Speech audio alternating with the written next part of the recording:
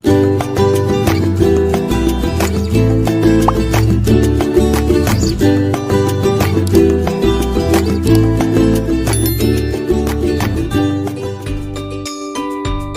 semuanya, selamat datang di channel Yubi Bahasa Inggris Kacang.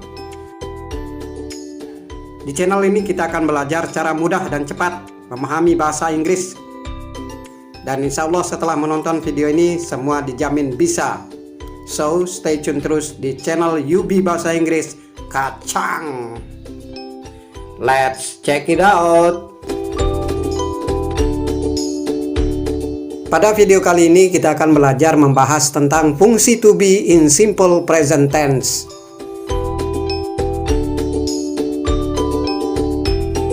Seperti yang telah dijelaskan pada video pertama bahwa to be in simple present tense ada 3. Yaitu yang pertama ada to be am yang diperuntukkan untuk subjek I. Kemudian yang kedua ada to be are yang diperuntukkan untuk subjek you, we, dan they.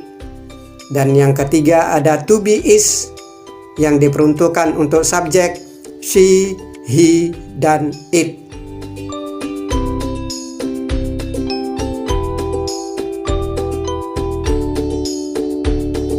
Nah, untuk lebih mudah memahami materi tentang to be in simple present tense, pada video kali ini kita akan belajar membahas tentang fungsi to be in simple present tense.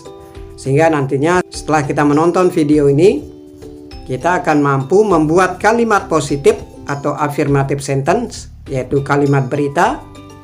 Kemudian juga kita akan mampu untuk membuat kalimat negatif atau kalimat menyangkal.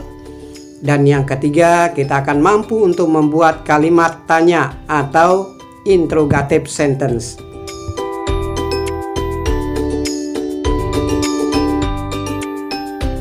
Fungsi to be in simple present tense ada 3. Yang pertama, berfungsi sebagai pengganti kata kerja bila dalam kalimat tersebut tidak terdapat kata kerja. Mari kita perhatikan contoh kalimat berikut. I am student, yang artinya saya adalah seorang murid atau siswa. Maka kalau kita perhatikan pada kalimat tersebut tidak ada kata kerjanya. Jadi to be am yang ada pada kalimat I am student berfungsi sebagai pengganti kata kerja karena dalam kalimat tersebut tidak ada kata kerja.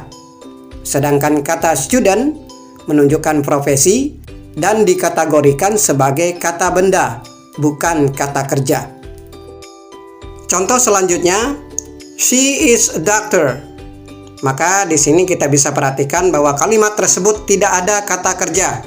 Maka to be is pada kalimat she is a doctor berfungsi sebagai pengganti kata kerja.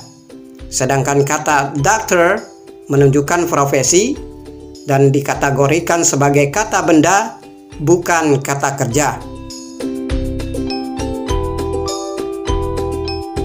Dari dua contoh kalimat positif atau kalimat berita tersebut, kita bisa simpulkan formula atau rumus dari kalimat positif atau yang dalam bahasa Inggris disebut sebagai affirmative sentence adalah subject, kemudian to be, kemudian object. Nah, untuk lebih jelasnya mari kita perhatikan beberapa contoh kalimat berikut. Number 1, I am a pilot. Saya adalah seorang pilot. Number 2, you are a singer. Kamu adalah seorang penyanyi. Number 3, he is a farmer. Dia laki-laki adalah seorang petani. Nah, kalau kita perhatikan ketiga contoh kalimat tersebut, tidak ada satupun yang mempunyai kata kerja. Sehingga sebagai pengganti kata kerja, untuk contoh nomor 1, ada to be am, karena subjeknya adalah I am a pilot.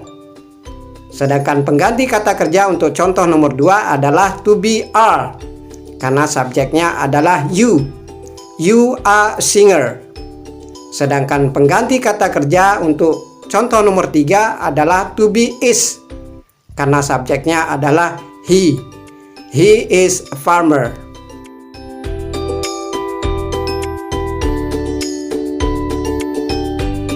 Fungsi yang kedua dari to be in simple present tense adalah membantu dalam membuat kalimat negatif atau kalimat menyangkal.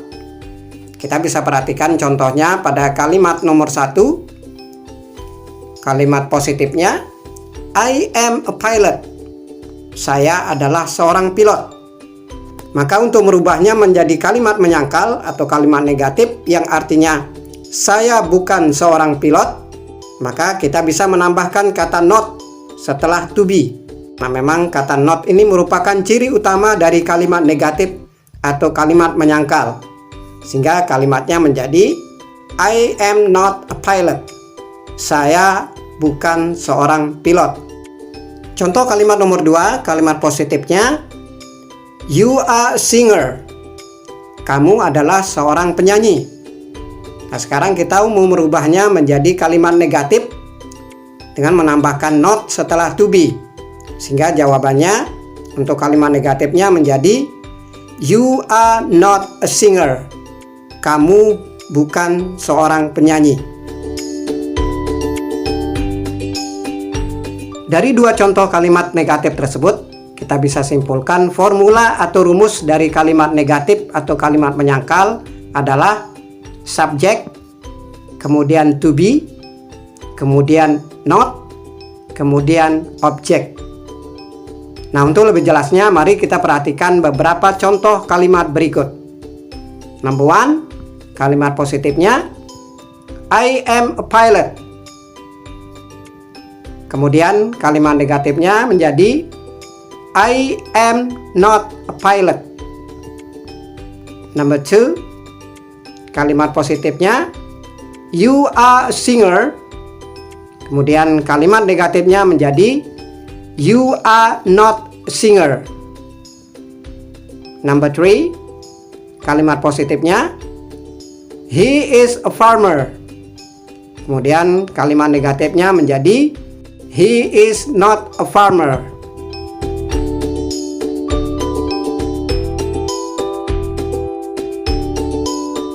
Selanjutnya fungsi to be yang ketiga adalah membantu dalam membuat kalimat tanya atau interrogative sentence.